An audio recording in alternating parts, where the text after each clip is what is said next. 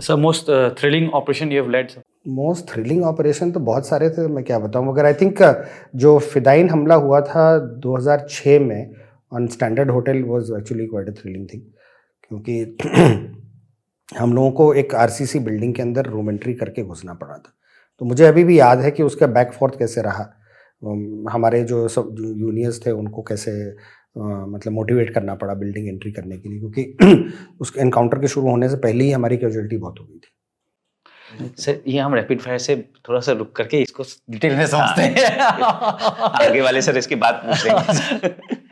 हुआ क्या था कि देखिए यहाँ पे जैसे फिदाइन अटैक्स की इंपॉर्टेंस और डिस्प्रोपोर्शनेट एस्पेक्ट जो है वो समझने की जरूरत होती है। अब वो लोग क्या करते थे कि उनने 1 या 2 मिलिटेंट भेज दिए बडशाह चौक में या लाल चौक में, वहाँ पे सभी छोटे छोटे छोटे होटल्स होते हैं, मेन मार्केटिंग एरिया है। वो क्या करेगा कि वो किसी एक को गोली मार के या किसी एक पे ग्रेनेड फेंक के वो होटल के किसी कमरे में घुस जाएगा। अब वहाँ पे 50 कमरे, 60 कमरे, 100 कमरे हैं जो आपको खाली करने हैं।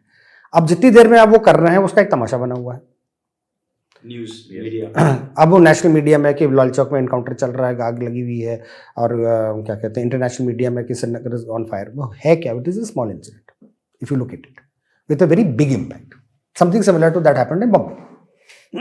बट ऑफ कोर्स बॉम्बे में नुकसान ज़्यादा हुआ, बट उसी तरीके का नुकसान छोटे लेवल पे यहाँ पे भी होता है। तो वो जो स्टैंडर्ड होटल का ऑपरेशन था वो उसमें वो घुस गया। जब वो घुसा अंदर तो सबसे पहली बात थी कि एक आदमी था, 2 आदमी थे। वो जब घुसे तो एक तो हम लोग उस होटल में एक आदमी सिपाही खड़ा कर रखते थे जो वॉच करता था हाईवे के ऊपर, तो सबसे पहले उसको गोली मारी। फिर एक वहाँ पे हमारे एक एएसआई साहब एक आदमी के साथ गए थे, एक मतलब एक आदमी से बात करने के लिए, मुखबिर टाइप ही था, तो उनको मारा। तो 3 तो उसी में कैजुअलिटी हो गई। फिर ये कि वेपन बड़े छोटे से? नहीं, एक केस के साथ थे। देखिए जो प्रॉब्लम क्या है कि हमारा जो टोटल सिक्योरिटी के ऊपर जो हमारी फिलॉसफी होती है वो ये होती है कि जो अटैकर है वो भागने की कोशिश करेगा। फिदाइन ने इस पूरी फिलॉसफी को उल्टा कर दिया, क्योंकि वो भागने की कोशिश करते ही नहीं है, और हमारा एक्सेस पॉइंट जो है वो वीकेस्ट पॉइंट होता है, क्योंकि आपको आने जाने अलाउ करना है, और उसी को हम सिक्योर नहीं करते हैं। वो आप सोचते हैं कि एक आदमी डीएफएम हैंडल मेटल डिटेक्टर लेके फिसकी, आज भी एयरपोर्ट पे आप जाइए तो आप वही देखिएगा ना। अब एक आदमी अगर वो AK-47 लेकर घुसता है, वो गोली ठोकेगा 2 बंदों को, और उसके और फिर एयरक्राफ्ट के बीच में वाकई में रोकने वाली कोई चीज़ है नहीं। आप देख रहे हैं, तो आज भी आप ऑब्जर्व करिएगा तो ये भी आपको प्रॉब्लम आएगी। अब उन्हें क्यूआरटीज वगैरह बना के रखी है, आप देखिएगा वो स्टील फ्रेम के पीछे एक आदमी खड़ा रहता है, कहेगा डोंट अप्रोच, इधर मत आइए वगैरह टाइप का रहता है, बट वो डिटर्मिन्ड लॉट अगर अच्छे है they will create that damage. तो इससे यही होता था कि वो घुस जाते थे। अब उनको निकालने के लिए आपकी प्रॉब्लम आती थी। हमने फिर उस वक्त वही किया, क्योंकि ये आरसीसी बिल्डिंग है, इसके अंदर घुसना ही घुसना है, तो हमने फिर वो टॉप डाउन अप्रोच अपनाया। अब जब वो घुसे ऊपर, वहाँ पे तो फॉल्स सीलिंग होती है, तो एक आध तो हमारे बंदे जो हैं उसी में मारे गए। आप लोग टॉप में दूसरे बिल्डिंग से गए? दूसरे बिल्डिंग में हम लोगों ने छेद करके दीवार तोड़ के अंदर घुसे थे। अच्छा। फिर वो मतलब वो पूरा चलता रहा, तो मुझे एसओजी वाले, आई एम श्योर एसओजी थे, कुछ एलिमेंट सीआरपी का भी था हमारे साथ, क्योंकि हम लोग उनको एसओजी में अपने साथ रखते थे। तो हमारा एक लड़का था, उसका नाम था Shaukat, he was a very brave boy. वो शौकत की प्रॉब्लम सिर्फ ये थी कि वो लंबा चौड़ा बहुत ज़्यादा था, वेरी बिग बिट। तो वो जब घुसे अंदर, तो आई रिमेंबर रमज़ान के दिन थे, जब इसने रोज़े रखे हुए थे, तो जब वो घुसा अंदर तो मैंने उसको कहा, अच्छा हमारे ऑब्जर्वेशन पॉइंट्स थे बरगल वाली बिल्डिंग में, तो उस लड़के ने कम्युनिकेट किया कि वो सीढ़ी चढ़ रहा है। वो आया दौड़ते हुए फायर करने के लिए, तो मैं वहीं छेद पे खड़ा हुआ था। मैंने उससे कहा कि जगह मत छोड़ना, जगह मत छोड़ना। वो सीआरपी वाला सब इंस्पेक्टर जो है ही लॉस्ट नर्व, तो वो छोटा था, वो कद में छोटा था, स्लाइटली बिल्ड, तो वो कूद के बाहर आ गया। उसको देखते हुए शौकत लॉस्ट नर्व, तो Shaukat try to come out the hole, but being as big as he was, वो जल्दी निकल नहीं पाया। इस मिलिटेंट ने आके पीठ पे गोली मारी, और मैं वहीं छत पे खड़ा हुआ था। तो उधर पीएसओ जो था मेरा, मतलब जो दूसरी बिल्डिंग पे खड़ा था, वो चिल्लाने लगा, कहता साहब को निकालो, साहब को निकालो। तो my SP operation literally caught hold of my hand, dragged me down there, ऐसे भैया जगह मत छोड़ो क्योंकि ये निकल के भाग जाएगा। खैर विद इन आफ्टर दैट फिर हम लोगों ने रूम टू रूम करके फिर किल्ड बोथ ऑफ देम। एक ने फिर वो जाते जाते भी कैजुअलिटी कॉज कर दी थी, जो वो भागा है होटल के अंदर से। फिर सड़क के ऊपर एक आध पुलिस वाले खड़े होते, तो उसमें एक को उसने मार दिया था। So we lost 9 people that day. Sir ये जो आप कह रहे थे उसमें आप लोग ऊपर चढ़ गए थे एंड एक छेद करके ब्लास्ट करके? No, we went to a side building. So we actually breached it from the side. Side से ब्रीच करके अंदर घुसे थे। But then finally we had to go to the roof and from there. तब ये जा करके सर वो चढ़ करके आया था. Back to the rapid fire sir.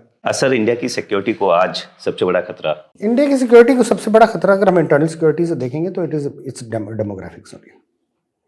क्योंकि अगर हम हमारे यहाँ पे एम्प्लॉयबिलिटी के इशू नहीं रिजॉल्व हुए with this youth bulge, that will become a problem like it has happened in the neighbourhood. Is technology the future of counter-terrorism, sir?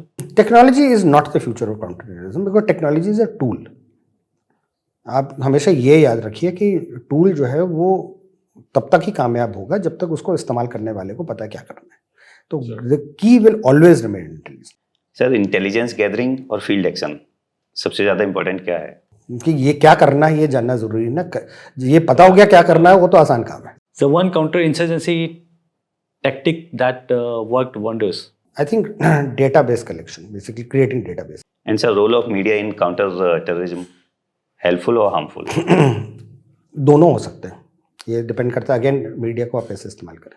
अब जैसे अगर हम बॉम्बे का एग्जांपल देखें तो वहाँ पे मीडिया ने सब चीज़ एक्सपोज करी और पाकिस्तान में बैठे हुए उनके हैंडलर्स को पता चला कि ऑपरेशंस कैसे हो रहे हैं. और अगर आप सही माने में मीडिया को फीड करें, उनके साथ ओपन कम्युनिकेशन रखें, तो they can become a very big tool for creation of narrative. And सबसे इंपॉर्टेंट चीज़ है कि आपका पब्लिक आउटरीच कैसा होता है. तो मिसअंडरस्टैंडिंग्स को कम करने के लिए आई थिंक पुलिस के लिए भी बहुत इंपॉर्टेंट चीज़ है. Leadership in crisis, instinct or training? आपकी इंस्टिंक्ट भी जो है वो ट्रेनिंग से ही बनेगी. And sir, one reform which Indian police service or police require? तो मैं बता ही चुका हूँ वाह. कि भाई ये जो फ्यूडल स्ट्रक्चर है इसको आपको री इमेजिन करना पड़ेगा. आई थिंक सर कई सारे डिपार्टमेंट्स में उसकी रिक्वायरमेंट है. उसके इसको आपको मोर डेमोक्रेटाइज करना पड़ेगा. देखिए डेवलपमेंट सेक्टर में हो गया है तो पंचायती राज जहाँ जहाँ पे इफेक्टिव हो गया तो जो पब्लिक लीडर है उसकी अकाउंटेबिलिटी बन गई है. मगर हमारे यहाँ रेवेन्यू में और इसमें नहीं हुआ अभी. वो करना ज़रूरी है. क्योंकि अगर कप्तान साहब को ये पता चले कि मेरे ऊपर मेहरबानी चीफ मिनिस्टर की नहीं मगर हमारे जो लोकल हैं उनकी होगी तो वो फिर लोगों की ज़्यादा सुनेंगे. Sir, last question. That is one piece of advice for the next generation of police officers. I think I already gave it. Create empathy. Sir, thank you so much, sir. We really enjoyed interacting, and you're a little short on time. Otherwise, we would have loved to continue this. But thank you so much, sir, for being on our platform. जय Hind. I hope आपने इस clip को enjoy किया है. अगर आप ये full podcast देखना चाहते हैं तो उसका लिंक डिस्क्रिप्शन में दिया गया है. और इसी प्रकार के हमारे गैलेंट रियल लाइफ हीरोज़ के अगर पॉडकास्ट आप देखना चाहते हैं तो आप हमारे main channel Monks and Warriors by Colonel Kaushal Kashyap check out कर सकते हैं. जय हिंद.